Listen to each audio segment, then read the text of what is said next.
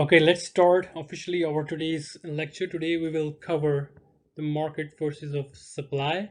We already discussed the market forces of demand in our previous lecture. We just have a quick review before. So let's start that. So what is law of supply? The law of supply states that other things equal, when the price of the quantity rises, quantity supplied also increases. So think in terms of supply, who creates or who determines supply? Producers or suppliers, right? So other things equal, again, this word here. So in some cases, even the price is higher, but still people want to supply less, maybe due to government restrictions or due to other things. So economics says that we will consider this and we will not explain this as this is irrational behavior, right? So law of supply state that price higher, quantity supplied also higher. So what do we mean by supply schedule? So that table which shows the relationship between quantity supplied and the price of the goods or services. So even if the supplied is not here, you can see this table and you can say that this is supply or demand. How? If you see that the price is increasing and quantity is also increasing. See, 0.5, 1, 1.52, 2.5 and 3, and you see that the supply of the ice cream cones increasing, right? So this is like that, price increase, quantity supplied also increase. So this is law of supply. So that table which shows the relationship between price and quantity supplied, we call that this is supply schedule.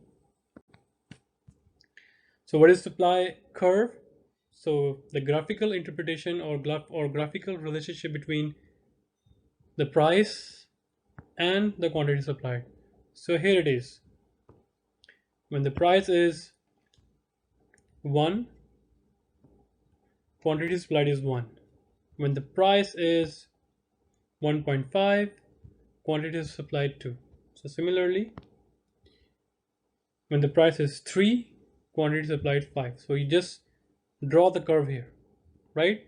So did you notice that in contrast with the demand curve with downward sloping, you start from the upper side and you just make the curve downward. So this is demand.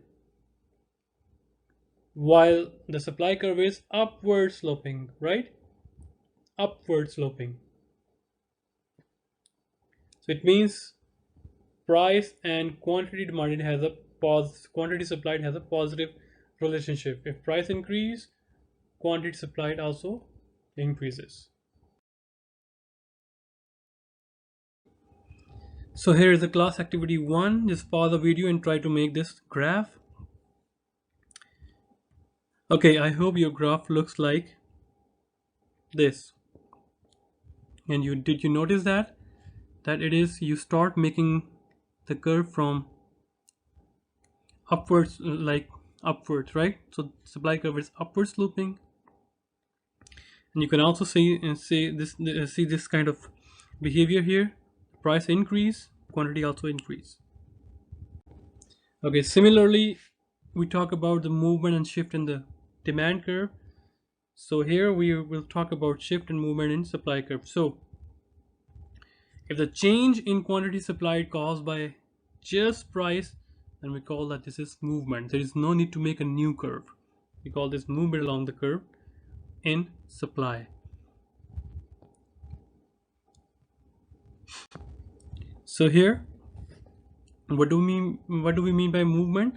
If the quantity supplied increase or decrease, and the reason is just price, not any other factor.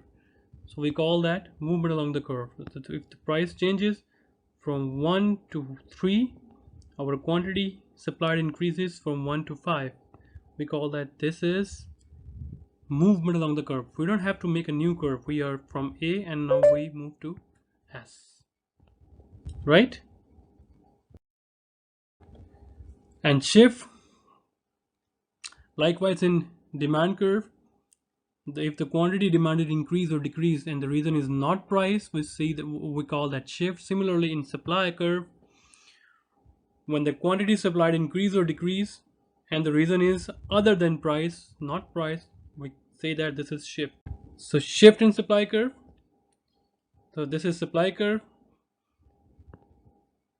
Increase in supply means shift to the right.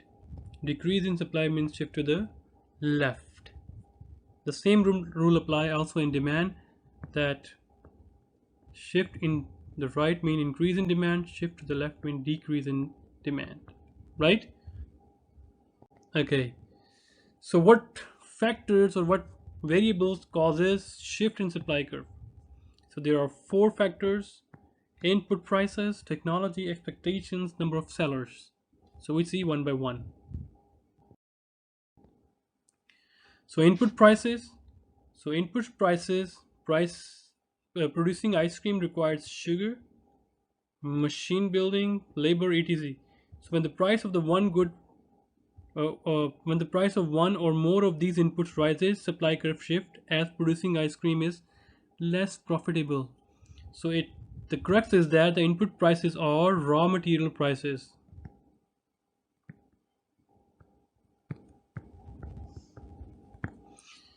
So think in terms of yourself that you are supplier or producer or factory owner and you want to produce ice cream. So our price of the ice cream is 2 and it costs you $1.2 to make the ice cream. What if the price of the raw material start rising and the price of the ice cream is the same 2, right? And what happened to the your profit or your making cost? From 1.2 to it become 1.8.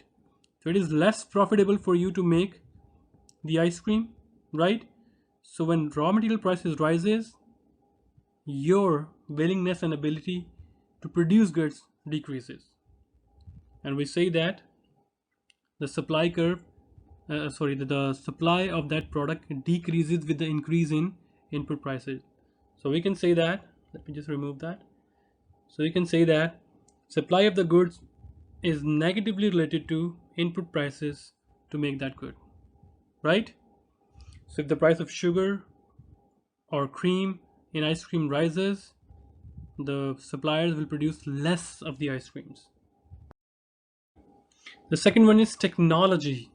So technology always increase the supply. So think about that. Whether a seller or producer want to opt that technology which reduces the supply or production? No way. So technology, the supplier or seller will always purchase that technology which increase its supply curve. So supply curve shift to the right. Right? Increase in supply means shift to the right. Number 3 is expectations. So if the firm expect the price of the ice cream to rise, it will either produce more ice cream and store it, or it will put some of its current production in storage and supply less in the market. So think about that. Think about the future and decide now. So expectation is, has this meaning. So think about in terms of our ice cream example, if the sellers got this expectation from the market analysts that in future or after a week or after 1 month the price of the ice cream rises. So think yourself as a producer, you will hoard your current supply. You will produce more right now, but you will sell later, right? If the price of the ice cream rises in future, you will supply more in future but supply less in present scenario.